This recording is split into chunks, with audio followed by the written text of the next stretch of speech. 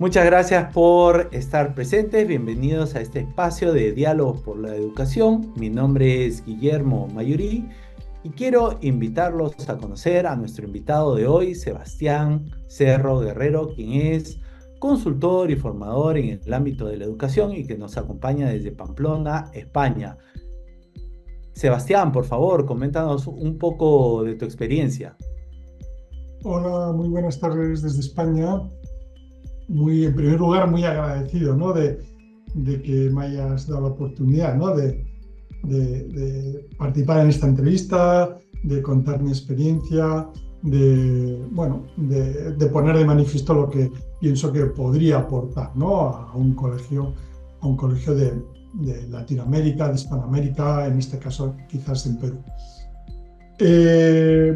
Mi experiencia viene dada por mi historia personal, ¿no? Si tuviera 24 años, pues no podría hablar mucho de mi experiencia. En este caso, no, por un lado, desgraciadamente, y por otro lado, afortunadamente, pues puedo decir que, hombre, lo que yo voy transmitiendo en los colegios es lo que, por un lado, fui gerente, director, secretario general de un colegio en España, un colegio privado, que me dio mucha experiencia, fueron mis primeros años de acceso a la vida profesional, y después me he estado dedicado a asesorar a colegios de España, de Latinoamérica, de varios países de Hispanoamérica, quiero decir.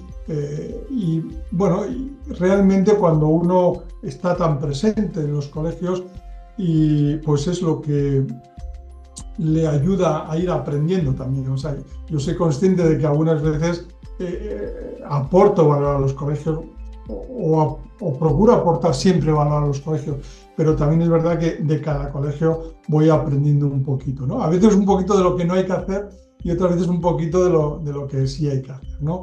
Y también, pues, el hecho de tener varios libros publicados, ¿no? Pues, por lo menos en los primeros, ¿no? Los primeros 8 o 9 que publiqué, pues me llevó también, pues, tiempo de investigación, ¿no? Y la investigación también te enriquece, ¿no? También te da información, ¿no? Que luego te ayuda a comprender, ¿no? Las dificultades o las circunstancias por las que pueden a pasar los centros educativos, ¿no? Y eso es un poquito lo que yo aporto cuando voy a un colegio. Es mi experiencia, lo que he ido estudiando, lo que he ido viendo.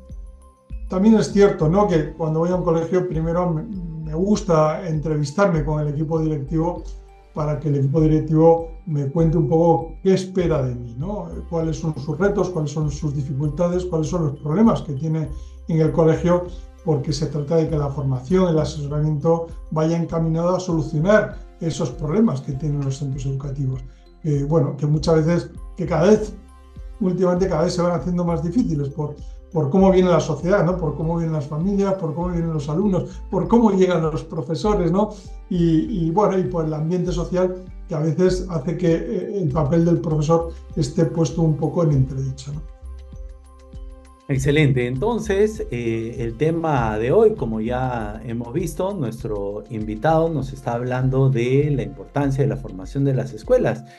Y Sebastián, aunque nos dice que ha escrito algunos pocos libros, en realidad ha escrito varios, 10 al menos, y tengo en sus manos este que me gustó mucho, Dirigir con Talento, que además es prácticamente un manual de cómo se debe llevar el liderazgo específicamente dentro de las escuelas. Y para abordar este tema, te haría la primera pregunta. En tus libros, ¿tú abordas específicamente o especialmente el tema del liderazgo? Es un tema que tocas recurrentemente. ¿Cuál es tu visión de líder en un centro educativo? En un colegio, en un centro educativo, yo creo que conviene tener en cuenta dos tipos de liderazgo, ¿no? Por un lado, el liderazgo de los que ocupan un puesto de responsabilidad en el centro, ¿no? El liderazgo de las personas que trabajan en el centro.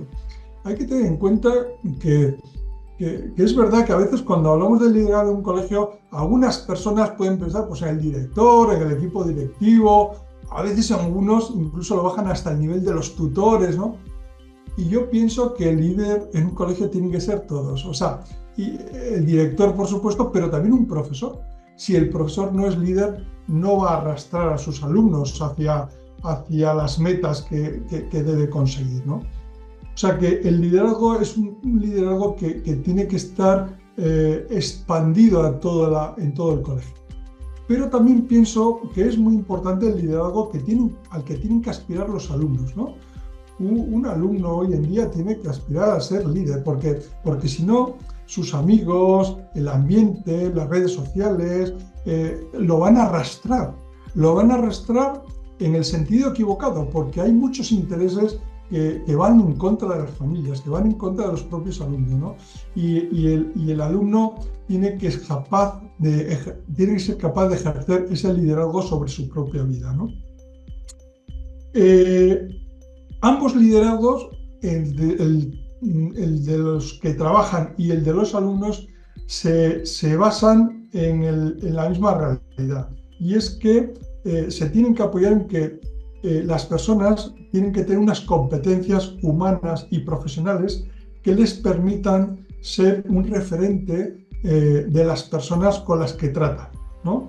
Es decir, el liderazgo moderno se basa en la autoridad, no se basa en el poder, no se basa en la capacidad de mandar, se basa en el prestigio y en el prestigio que uno tiene ante las personas con las que trata.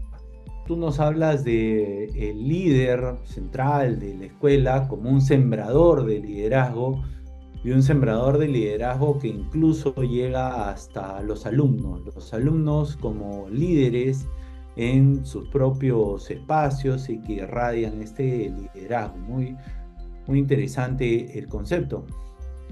Y siguiendo esta misma línea, ¿cuál es el papel del liderazgo en la dirección del centro educativo? ¿Cuál es esta visión compartida que debe tener? Quizás cuando hablamos de liderazgo en un centro educativo, aunque yo entiendo por liderazgo el que he explicado antes, sí que es verdad que en esta respuesta me voy a centrar más en los que ocupan un puesto de responsabilidad en el centro, ¿no? Ya sea porque son altos directivos o bien porque son responsables de departamentos o porque tienen cargos intermedios. Bien, los líderes tienen que ser aquellas personas con capacidad de arrastrar, ¿no? de arrastrar al resto de la organización hacia un sueño compartido. Es muy importante esa unidad en torno a la misión del colegio, ¿no? La misión es como un sueño, como una meta a la que aspira el colegio, y desde el director hasta el último profesor tienen que centrarse en difundir esa realidad, ese deseo. Pero ese difundir esos esfuerzos tiene que partir de arriba, ¿no? De tal manera que pienso que yo entiendo por liderazgo en este aspecto, o son mejores líderes aquellas personas que son capaces de arrastrar al resto de la organización hacia lo que consideran que es un sueño que comparte con el resto de la organización, ¿no? Y los líderes tienen que ser capaces de crear ese sueño, de motivarlo y de guiarlo, ¿no? El liderazgo tiene que estar basado en alguna idea. ¿Cómo los datos y la información pueden afianzar este liderazgo para la toma de decisiones correctas? Es un tema clave en el liderazgo, en la toma de decisiones, ¿no? Todos, en cada uno en su vida, desde que se levanta hasta que se duerme, está tomando decisiones. Cada persona, cada día, toma, bueno, no las he contado, pero supongo que son millones de decisiones. O sea, uno antes de salir de su habitación, antes de levantarse de la cama, ya ha tomado un montón de decisiones. Pero una vez que se ha levantado durante el resto de su día, es un tomar decisiones continuamente.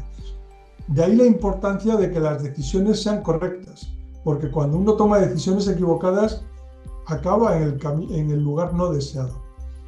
Y para dirigir un colegio donde estamos trabajando con personas, no con tornillos, no con animales, no con cosas, estamos trabajando con personas, con alumnos, con familias, con profesores, pues las decisiones tienen que ser muy bien tomadas.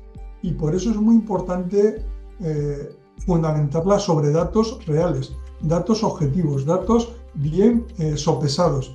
A veces pensamos que los empresarios de las grandes instituciones, ¿no? De las empresas Telefónica o yo qué sé, o bancos, son personas muy listas, ¿no? Bueno, algunos serán muy listos, la mayoría serán gente normal, pues entre un coeficiente entre 90 y 110, pero toman decisiones buenas y arriesgadas porque cuentan con mucha información.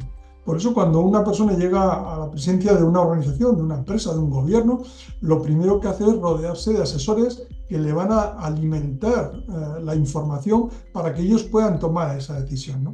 Pues en un colegio los directivos tienen que tomar decisiones basadas en información relevante, en datos objetivos, no dirigir por intuición, por modas o decidir con prisas, porque todo eso es como jugar a la ruleta rusa con las personas y la dignidad de la persona no hace que eso no sea una buena toma de decisiones.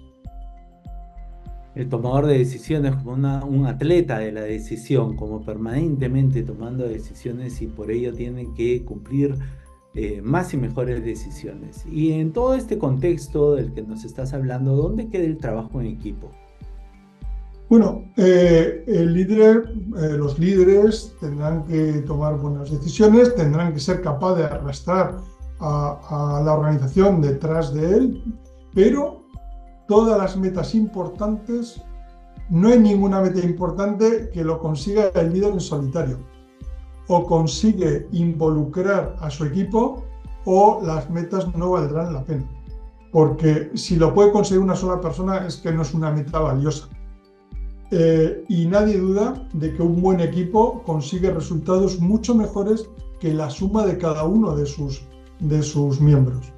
El trabajar en equipo es una actitud, no es trabajar reunidos. Un profesor, cuando está en casa corrigiendo un examen, puede tener mentalidad de trabajo en equipo o puede que no la tenga. Y el resultado es muy distinto, muy distinto. Esa mentalidad del trabajo en equipo se tiene que promover desde arriba. No solamente se tiene que promover, sino que la dirección tiene que poner las bases para que sea eficaz y que sus profesores se involucren, ¿no? Participen como un miembro responsable de ese equipo. Y por aproximaciones sucesivas estamos llegando al empowerment, a la persona. Entonces, ¿cómo se debería manejar el concepto del empowerment en el contexto educativo? Sí, efectivamente, el empowerment es uno de los aspectos del trabajo en equipo. El empowerment, bueno, realmente el término inglés se podría traducir o se le podrían dar matices distintos, pero en el fondo lo que significa es empoderar a cada persona, ¿no? Que cada miembro de la organización disponga de la formación, de la información y de la confianza y de los recursos necesarios para poder responsabilizarse de las tareas que se le han encomendado. A veces me encuentro con colegios, ¿no? Donde, no sé, a veces algunos directivos dicen, no, es que los profesores no se involucran. Y luego hablo con los profesores y no han recibido formación para involucrarse. No cuentan con los recursos que necesitan para hacer las cosas bien. No, etcétera, etcétera. Entonces, si desde arriba no se facilita el empowerment, desde abajo no se puede asumir. No podemos pensar que son los de abajo los que tienen que tomar la iniciativa. Una organización se dirige desde arriba, no se dirige desde abajo. Ahora llegamos al concepto de que esto no puede conseguirse, este modelo de liderazgo no puede conseguirse sin una mejora continua. Sí, nadie acierta a la primera y nada sale bien a la primera. Bueno, alguna cosa sale bien a la primera, pero es las menos veces, ¿no?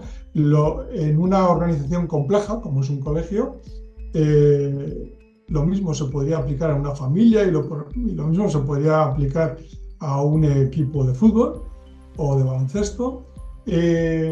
La mejora continua es la base del progreso, de la mejora, de ir alcanzando metas sucesivamente. La mejora continua se suele explicar el tema de la formación explicando el ciclo PDCA. PDCA, la P es de planificar. Las actividades hay que planificarlas. Hay que saber, el equipo directivo tiene que planificar, bueno, el equipo directivo, los tutores, los departamentos tienen que planificar las cosas. Planificar significa establecer quién va a hacer las cosas, cómo las va a hacer, en qué momento, y una cosa muy importante, establecer qué indicadores se van a mirar para saber si luego el resultado es bueno o malo. Esa es la P. Luego viene PDCA, la D, do, hacer. Hacer lo que se ha previsto.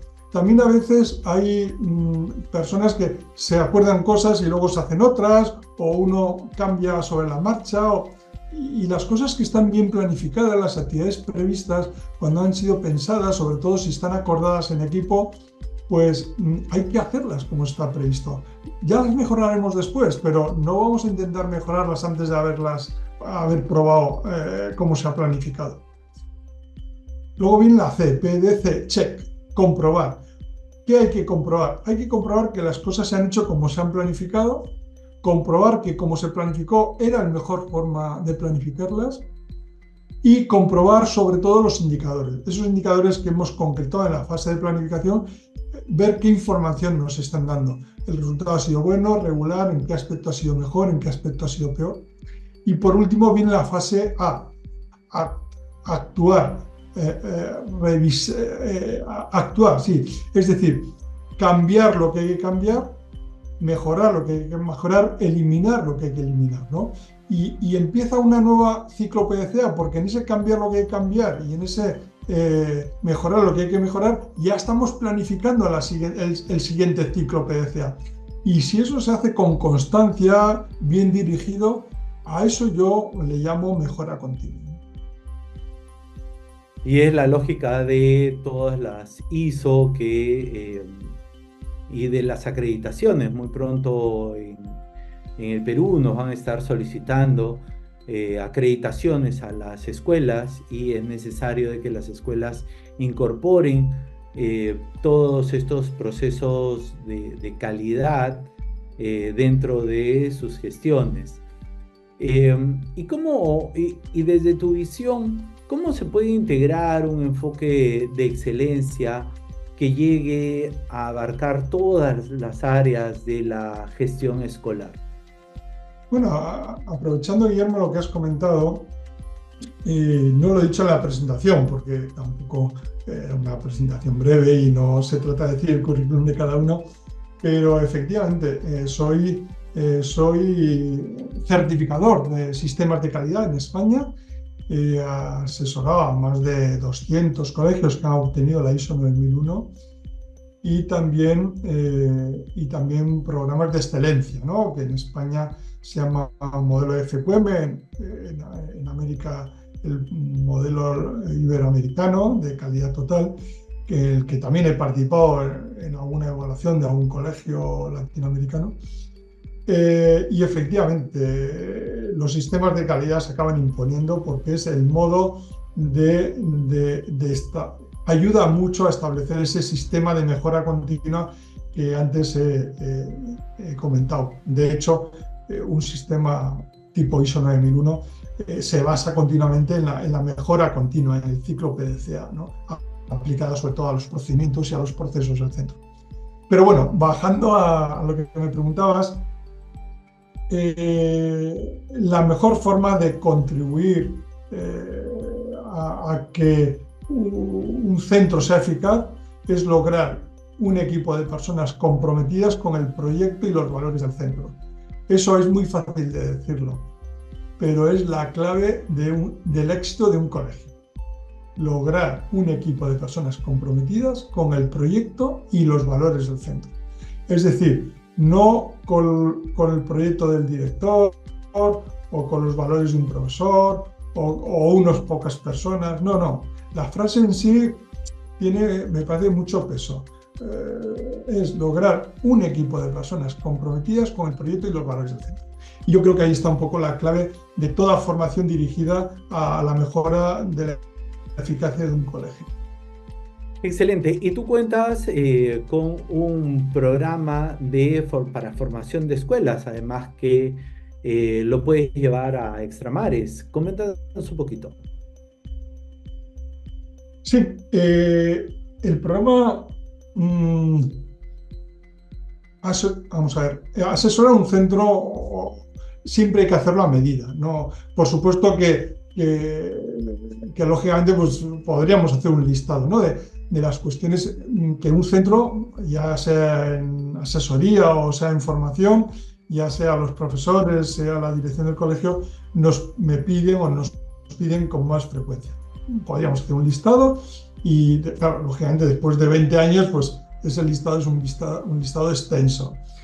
Pero me gustaría resumirlo, ¿no? Me gustaría resumirlo para no alargar la entrevista.